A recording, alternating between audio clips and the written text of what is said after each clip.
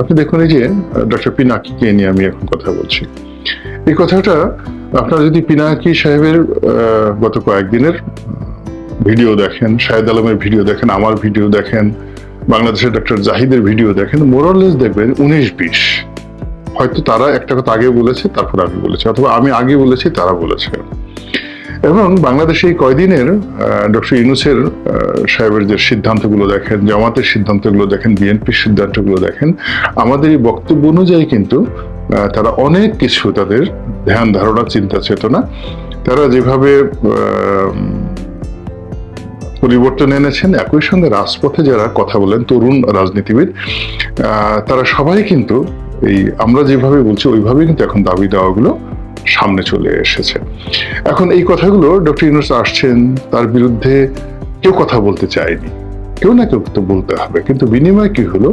Doctor ইউনূসেরই কিন্তু লাভ হয়েছে। এই যে রাজনীতিবিদদের সঙ্গে বৈঠক করতে হবে, ডক্টর ইউনূস রাজনীতিবিদদের সাহায্য সহযোগিতা ছাড়া পারবেন না, নির্বাচনে একটা রোড ম্যাপ লাগবে, একটা টাইম ফ্রেম লাগবে। এই কথাগুলো যদি সেই 6-7 তারিখ থেকে আমি বলা শুরু না করতাম, তাহলে আজকে দেখেন ডক্টর ইউনূস তুলনামূলকভাবে গতকালকের চেয়ে আজকে ভালো আছেন, বিএনপি গতকালকের চেয়ে আজকে ভালো আছে, জামাতও গতকালকের চেয়ে আজকে ভালো আছে। এবং আমরা যদি সুন্দর একটা রাজনৈতিক পরিবেশ সৃষ্টি করতে না পারি, আমরা কেউ টিকতে পারবো না। এখন যেটা বলছিলাম, ডক্টর পিনাকি, তো ডক্টর পিনাকি তিনি যেভাবে বলতে পারেন বিদেশে বসে, আমি তো এইভাবে বলতে পারেন। এখানে একটা ব্যাপার হলো, দেখেন এখন পাইকারি হারে মামলা হচ্ছে এবং এই মামলা নিয়ে একটা বিরাট ব্যবসা শুরু হয়ে গেছে। এর সঙ্গে রাজনীতিও জড়িত, অরাজনীতি জড়িত, অপরাজনীতি জড়িত, তার সঙ্গে সঙ্গে স্বার্থ, সবকিছু জড়িত। মানে যে কোনো একটা গ্রুপকে, প্রতিপক্ষ যার টাকা আছে, জমি আছে, দখল আছে, তাকে হেনস্থা করার জন্য 1 নম্বর আসামি শেখ হাসিনা, নিচে 200 লোকরে জড়িয়ে সে একটা বিরাট মামলা কোর্টে দিয়ে দিল, থানায় দিয়ে দিল। এখন থানা এবং কোর্টগুলো এরকম একটা মানসিক চাপের মধ্যে রয়েছে, তাদের কাছে এই ধরনের কোনো মামলা গেলেই তারা নিয়ে নিচ্ছে এবং এর একটা মামলাও টিকবে না। বিনিময়ে কি করবে? এই মামলাগুলো চালাতে গিয়ে যারা চালাবে, যারা ইস্যু করবে, পুরো সামাজিক যে স্ট্রেন গুলো আছে সেগুলো নষ্ট হয়ে যাবে। ফলে সবাই এখন বলা শুরু করছে, যেই লাউ সেই কদু। তো আমরা কেন সেই লাউ, ডক্টর মোহাম্মদ ইউনূসের মতো এরকম বিশ্ববিখ্যাত লোকের সঙ্গে আমার কেন সে শেখ হাসিনার সেই লাউ আর ডক্টর মোহাম্মদ ইউনূসকে আমরা কদু কেন বলতে যাব? বোঝার চেষ্টা করেন। কাজেই এই লাউ কদু থেকে বাঁচাতে হলে এই ধরনের যে মামলা মোকদ্দমা, সেই মামলা মোকদ্দমা বন্ধ করতে হবে।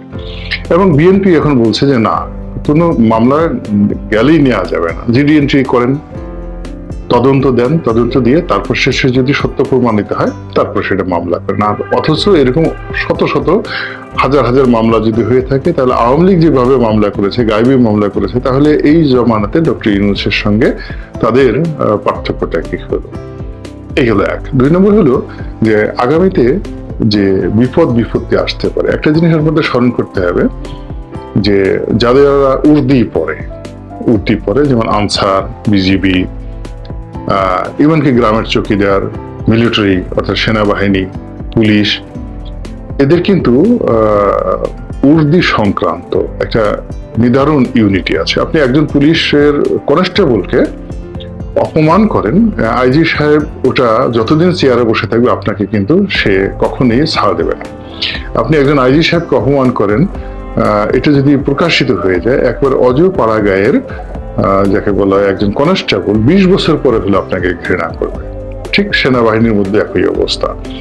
এখন এই যে আমরা যে কাজগুলো করেছি, মানে আন্দোলন হয়েছে, সংগ্রাম হয়েছে, তো এখানে আমরা হত্যা মামলা করছি, কিন্তু ক্রিমিনাল কেস অনুযায়ী 50 বছর পরেও, 100 বছর পরেও একটা ক্রিমিনাল কেস নতুন করে চালু হতে পারে। এখন আওয়ামী লীগের লোক যারা ক্ষতিগ্রস্ত হয়েছে তাদেরও কিন্তু মামলা করার সুযোগ থাকবে। তো এই বিষয়গুলো এখন যারা আছেন তাদেরকে একটা আইনি প্রক্রিয়ার মধ্যে আনতে হবে, যেন আগামীতে এই বিষয়গুলো নিয়ে যারা এই আন্দোলনের নেতৃত্বে আছেন, সরকারের নেতৃত্বে আছেন, তারা যেন ফেতনা এবং ফাসাদের মধ্যে না পড়েন। দ্বিতীয়ত, এখানে নির্মমভাবে অনেক পুলিশ মারা গেছেন, অর্থাৎ পুলিশের হাতে যেভাবে শহীদ আবু সাইদ মারা গিয়েছেন, শহীদ হয়েছেন। তদ্রুপ পুলিশ, অনেক পুলিশ, এবং সেই পুলিশের মধ্যে আমরা তো হারুনকে মারতে পারিনি, বিপ্লবকে মারতে পারিনি, আমরা মেহেদি নামক যে দুর্বৃত্ত বিএনপির অফিসে গিয়ে বারবার আক্রমণ করেছে, আমরা তো তার একটা পশমও ছুঁতে পারিনি এখন পর্যন্ত।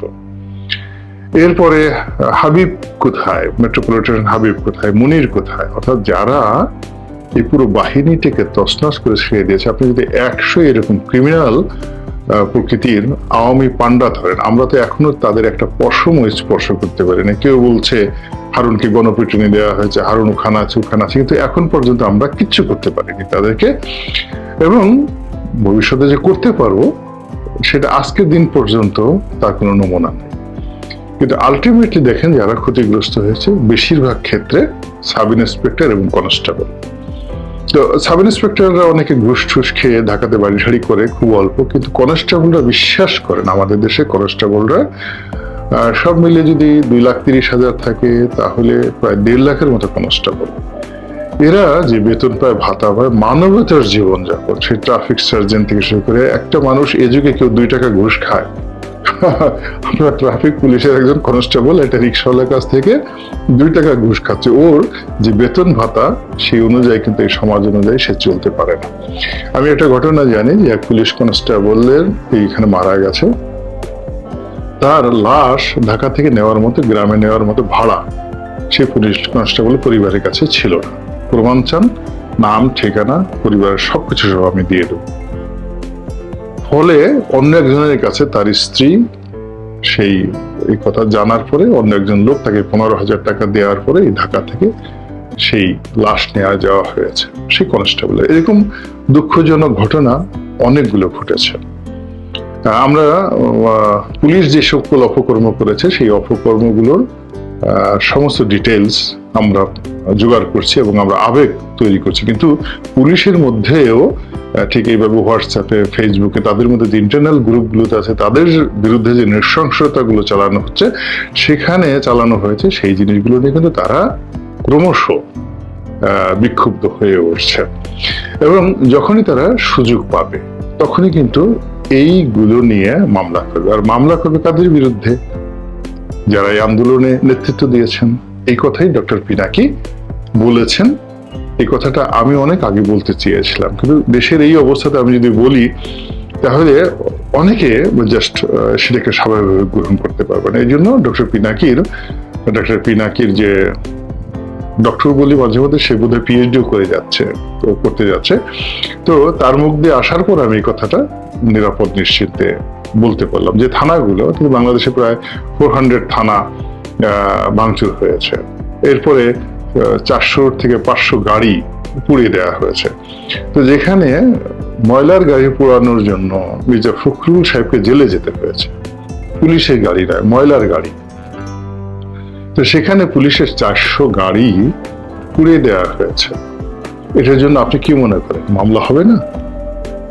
পুলিশের কি এই অবস্থা থাকবে? অবশ্যই মামলা হবে। এবং সেই মামলায় কারা আসামি হবে? থানায় যে আগুন দেওয়া হয়েছে কারা আসামি হবে বলেন তো?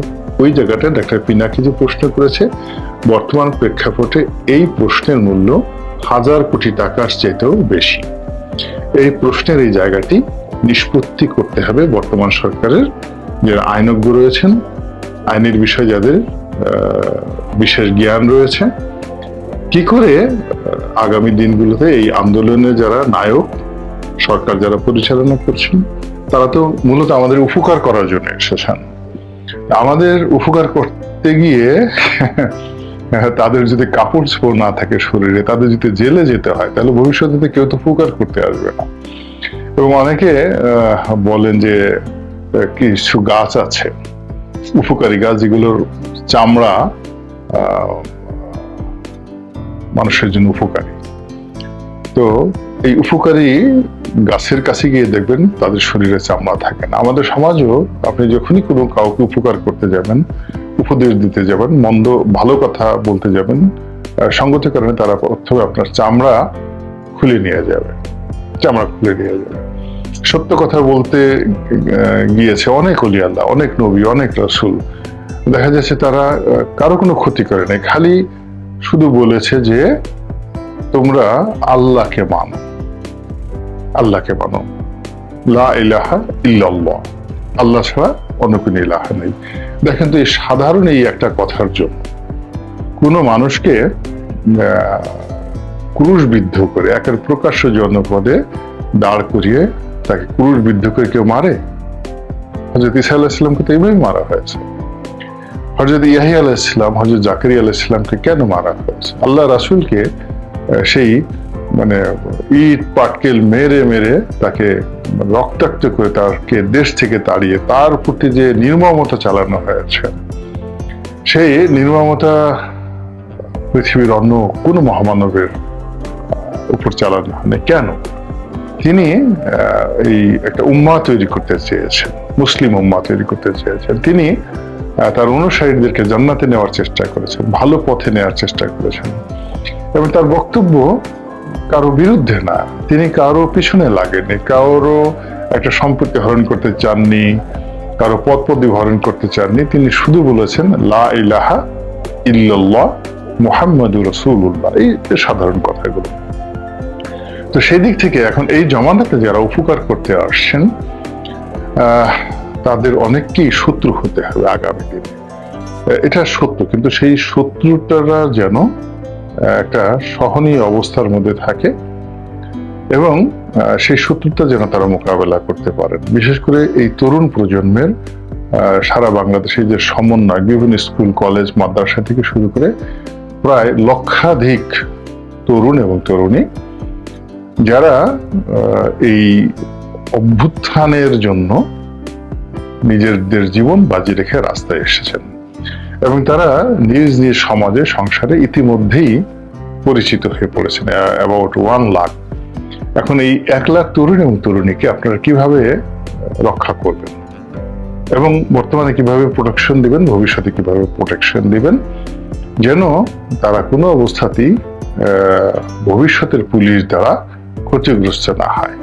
কিংবা এখন যারা এই 17 জন বা এখন 22-23 জন যারা উপদেষ্টা রয়েছেন, উপদেষ্টার বিশেষ সহকারী রয়েছেন, তারাও যেন বিপদে না পড়েন। ওই কথাটাই ডক্টর পিনাকি বলেছেন যে যখন অভ্যুত্থান হয় তখন অনেক কিছু ঘটে। তিনি বলেছেন যে এতগুলো থানা যে আক্রমণ হলো, একটা থানা কেউ বলবে যে আমরা ছাত্ররা আক্রমণ করেছি, ছাত্ররা তো আক্রমণ করেনি, তাহলে এই থানাগুলো কারা আক্রমণ করেছে? ফলে এই আন্দোলন ঘটানোর জন্য পর্দার আড়ালে অনেক কিছু হয়েছে, গেম হয়েছে, রিগেম হয়েছে।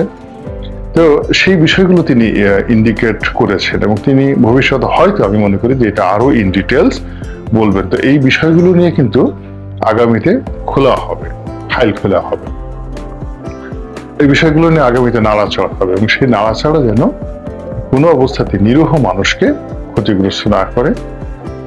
যারা আমাদের উদ্ধার করার জন্য, শেখ হাসিনার সেই ফ্যাসিজম থেকে আমাদের উদ্ধার করার জন্য যারা আত্মত্যাগ করেছেন, কোনো অবস্থাতে যেন তারা বিপদে না পড়ে।